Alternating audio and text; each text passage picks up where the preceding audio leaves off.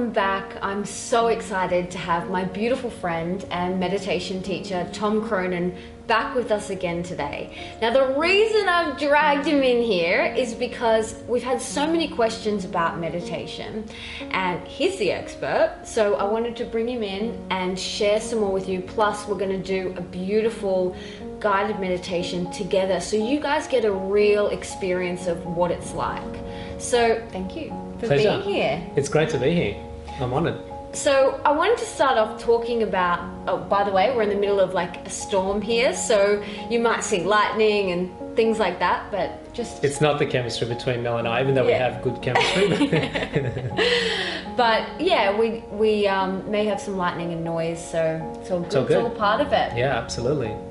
So can you share with us a little bit about why you think meditation is so important in today's age? Yeah, it's just such an important thing for us to embrace in our world today, because things are just running so fast and we're moving at a pace where we just don't know how to take time out anymore. You know, we say we're going to go to the beach, we're going to go to the park, we're going to relax, but really what we're doing when we get to these places is that we're back on our phones. Yeah, and scrolling Instagram. Yeah, absolutely. You know, we're so charmed by that information and digesting that data. And really, this is the fascinating thing, is that we're constantly moving in the direction of charm, and that's what compels us, that's what drives us, is that search for fulfillment. And it's fascinating. I was contemplating this the other day, even why am I so fascinated at looking through Instagram? Why do I like it when people like my photos? Why do I like it when someone leaves a comment on my photo on Facebook? And it's interesting, there's an elevation that we get that is so compelling that we just keep getting drawn into that. And it really is something that our nervous systems are struggling with. You know, we're getting a lot of adrenal fatigue, a lot of anxiety, a lot of sleeplessness, insomnia, depression, simply because every little feed that we read and process, it's information for our nervous system to have to digest. And that stimulation, it's excitation. And we're getting more and more excitation that our nervous systems are struggling to cope with that. And so meditation now more than ever is the most important thing, because it allows us a structured period of time to stop digesting information, stop processing data, and stop getting excited and stimulated. We really need to de-excite, and that's what adrenal fatigue is. You know, you've had experiences of overstimulation in your body, and what happened was that we get an imbalance, and that's what happened to me in my life. You know, I had such an extreme stimulation in my life. You know, I was a broker in finance, I was doing a lot of crazy things, and this led to an extreme imbalance where I started getting anxiety and insomnia and depression.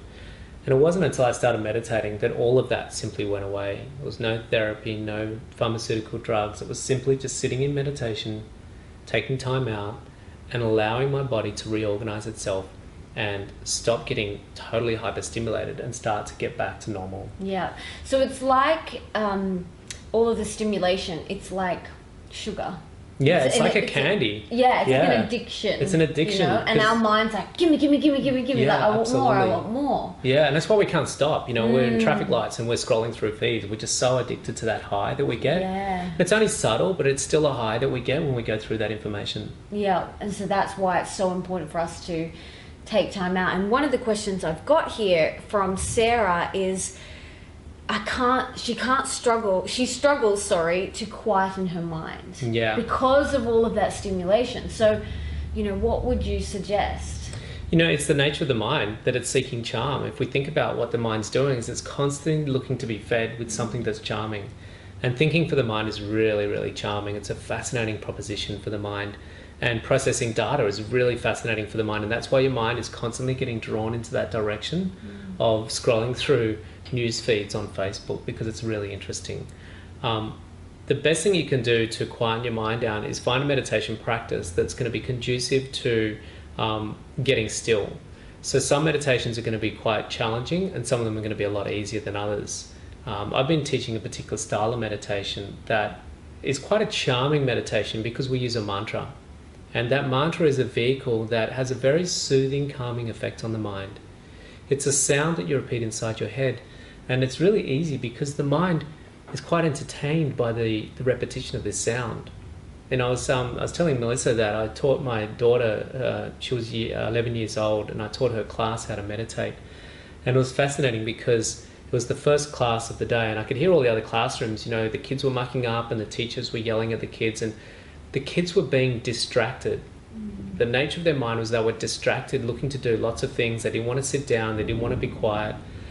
And what I did with this class that I was teaching my daughter's class, I got them to repeat their sound over and over again, out loud together, and then quieter and quieter and quieter. And what happened within minutes, I had the entire class sitting with their eyes closed and not moving an inch for 10 minutes as they meditated, because their minds was entertained by something. And it's like I said before, that it's like having a little boy sit in the corner. And if you say to him, just don't move, he's going to move. He's going to get so bored because it's not charming. But if we gave him something to entertain himself with, like an iPod, he'd sit there for hours and he wouldn't move. And that's because he's found something that's charming. And this is where the mantras come in. Yes. For many years, I did a lot of breath meditation, which is really supportive as well. But it wasn't until I learnt from you and got my mantra that I was able to really, really transcend and go deeper. Absolutely. Yeah, the transcendence process, it takes the mind beyond that level of thinking. We are going to do a gentle breath meditation, which is a guided concentration meditation today. We're going to take you into a really short but beautiful practice that is something that I actually do regularly with my children. It's a nice supplementary meditation that enables me to just calm the nervous system down at the end of the day before bedtime and help my children sort of move into the sleep cycle. And it supplements my transcending style meditation, which is the practice that I've been doing for 20 years now, and I've been taught thousands of students how to use this. And really what happens when we use this transcending style meditation is that we've actually gone beyond that point of thinking. That is, transcend beyond thinking, where there's no longer that realm of subject, me, and object, the world around me, and the relationship that I'm having, or the stimulation that I might get from that world around me. And that's where these transcending style meditations are really powerful and really accessible. It's so beautiful. Well, should we take them through the gentle breath? Yeah, let's do a meditation. It's really simple with this breath meditation. There's really no strong rules about it. There's just recommendations. And I like to sit comfortably in a chair with my hands in my lap. You could put 2 feet on the ground. You don't have to sit cross-legged. You don't have to sit with your spine unsupported. I recommend supporting your spine so that you're comfortable. And then what we'll do is we're just going to close our eyes. And now that we have our eyes closed, you'll just notice that there's an effortless breath that moves in and out of your body. And this is just the body's natural requirement to draw in oxygen and expel carbon dioxide. It's a really simple process that the body does effortlessly without any force. And now what we're going to do is we're going to draw our attention to our nostrils. And we'll observe that air flowing in and out of the nostrils.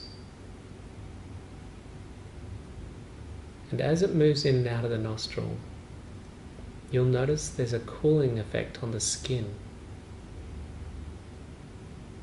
So keeping the mind on that point, this is the air brushing against the moisture sitting on the skin in the rim of the nostril, and it cools the skin down. It's very subtle. Now your mind is going to get bored with this. It's going to wander away into the future, into the past. It'll get distracted by the noises in the background. You just bring your awareness back into the nostrils, the air cooling the skin.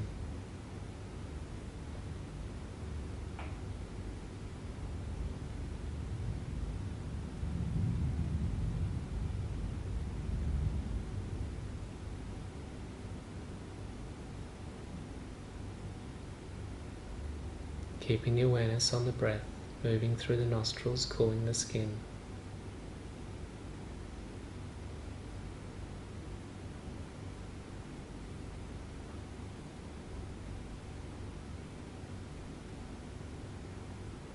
It's not forced, it's just a natural breath moving in and out.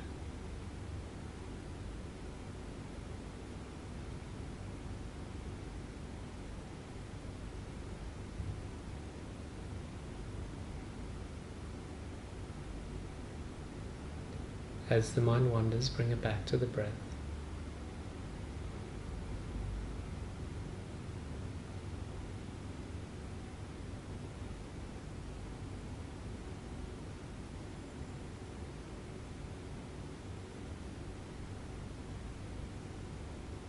Just softening the shoulders, letting go of any tension,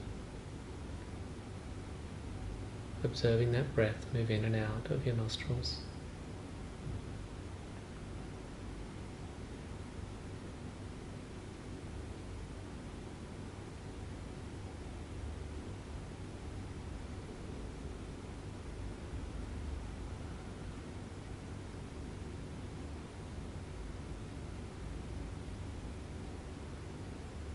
Just a moment longer, keeping the awareness on that breath, cooling the skin of the nostril.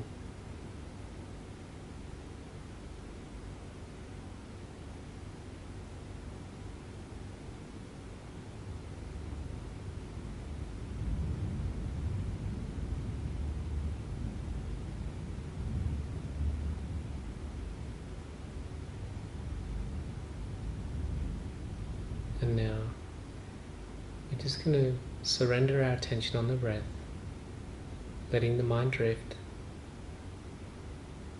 letting the mind wander now. Wherever it goes, allow it to roam freely.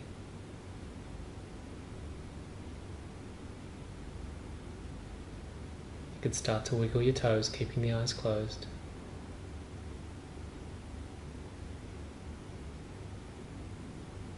Start wiggling the fingers.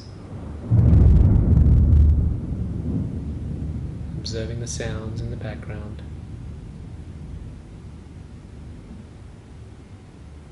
And then slowly opening the eyes.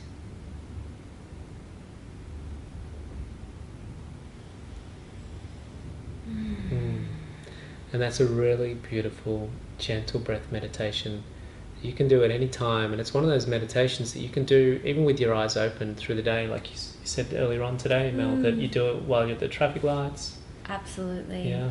I do the same as you. I do the two transcending style meditations. Yeah, exactly. Can't even talk. I'm so blissed out. Yeah.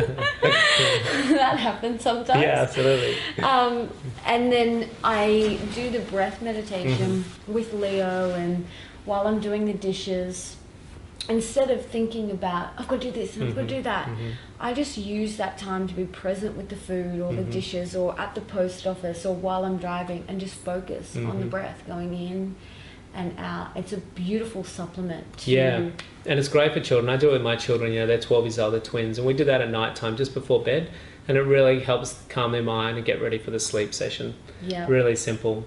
Beautiful. But it's one of those meditations that it is about renouncing distractions and noise, and there are so many different styles of meditation, and we probably need to share a little bit about what different types of meditation we'll do and how to practice them. And it's one of those things that no meditation is right or wrong. It's just about which one's most relevant for your lifestyle, which one's going to be the most easiest for you to implement into your lifestyle. I found for me personally that the transcending style meditations with the mantra were the easiest. They're only 20 minutes, and you have this mantra that makes it easy to access that stillness, because the mantra is kind of doing all the work.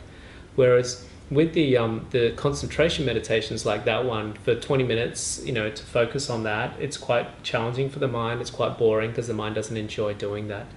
It's great practice if you're in a monastery. It's a great practice if you don't have emails and dates and Tinder and Facebook and Instagram. because in the monasteries they don't have all that distraction, and they're just there for 8 hours to do that practice, and it's a very beautiful practice. It's kind of like if you're speaking Italian in Australia and only speak Italian, it's going to be quite difficult. There's nothing wrong with speaking Italian. It's just about whether it's easier in Italy or easier in Australia. Exactly. Yeah. It's so beautiful. I find them perfect complement for each other. They go well together. Yeah. Absolutely. So you have so generously offered a beautiful goodie bag of things for my tribe, and I'm so grateful. Can you tell them a little bit about it? When I learned this meditation technique, surprisingly, 20 years ago, there was no internet, and I'm sure many of you probably don't even know what life's like without the internet. So what I had to do to learn this was actually find a teacher that was going to teach me how to meditate. I had to sit in front of that teacher for a number of different days. And now that we have technological advances, it's so powerful because I can reach people all over the world by putting this into a digital format of videos of me teaching you how to meditate. So what we have is over 21 days, the ability for you to actually access this in your inbox in an email, where I'll send you the video of me teaching you how to meditate every day for 21 days. And hey, if you miss some days, which is going to happen, there's no question about it, we've got access for you inside your membership area where you can always access those videos. We also have 37 support videos where you'll be able to go in and get lots more videos about teaching you more about meditation, answering all your questions. And we've also got 3 ebooks that I've written, my yoga video, my morning yoga video, and a beautiful heart meditation that's going to help you expand that heart so you have a greater sense of lovingness for yourself. Beautiful. Yeah. I'm so grateful that Pleasure. you can offer that to my tribe. I'm so excited. And the reason why I am so passionate about meditation and have you in here again is because it has changed my life. And it wasn't until I started the mantra style meditation that you taught me many years ago that my life started to click into place. You know, it's like before that I was overwhelmed, I was anxious, I had panic attacks, I had insomnia, I was on sleeping tablets, you know, all these sorts of things. But it wasn't until I really got into it, and at the start I kind of dabbled into it, but then I really got into it and everything started to click into place. Everything. It's like all these different puzzle pieces in my life click, you know, my relationships were inspiring and flourishing. My work was flowing, my health was improving, and I could call in the man of my dreams. And it's just like everything just started to fit beautifully and make sense. And that's why I'm so passionate about it. That's why I bang on and on about it all the time. But before you go anywhere, I have one more question from another girl called Zoe. And she wants to know about making time. Yeah, that's a really good question. She struggles with fitting it into her life and to her calendar. So can you just give us a little bit of a, you know, for someone who's in that situation, what can they do? Yeah, look, I mean, I'm sure most of you have very busy lives like myself, and trying to put time aside to meditate, you're probably thinking, I haven't got time, it's a waste of time, I've got too much to do. And we really measure ourselves on our doingness, you know, how many things we can tick off the list. And our sense of fulfillment is derived primarily from getting things done. But it really comes down to prioritization and thinking about your day like this. We all have 24 hours in a day, and each hour has 3 20-minute segments.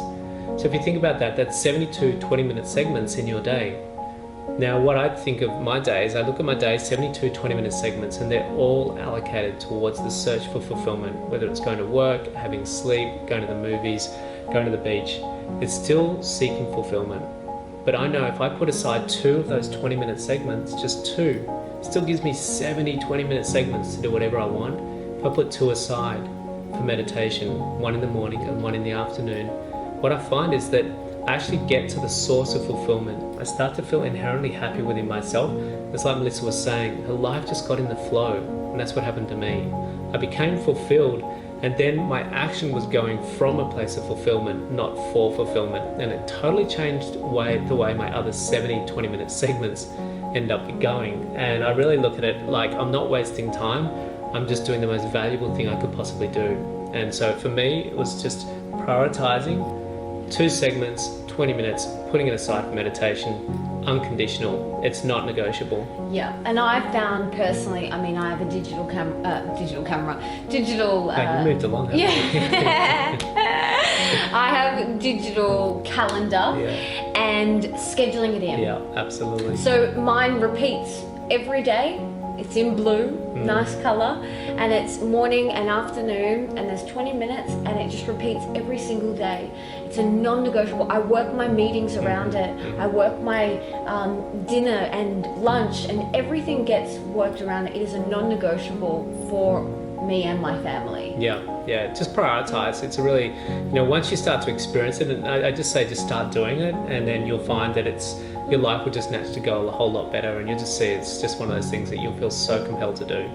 Yeah, and you'll look forward to it. Yeah, absolutely. Like me, I'm going to do it after this, and I'm so excited. It's like such a nice respite from all that processing and stimulation and action. It's just a really enjoyable period of time in my day that I just sit for me, and I just go inward. It's really beautiful.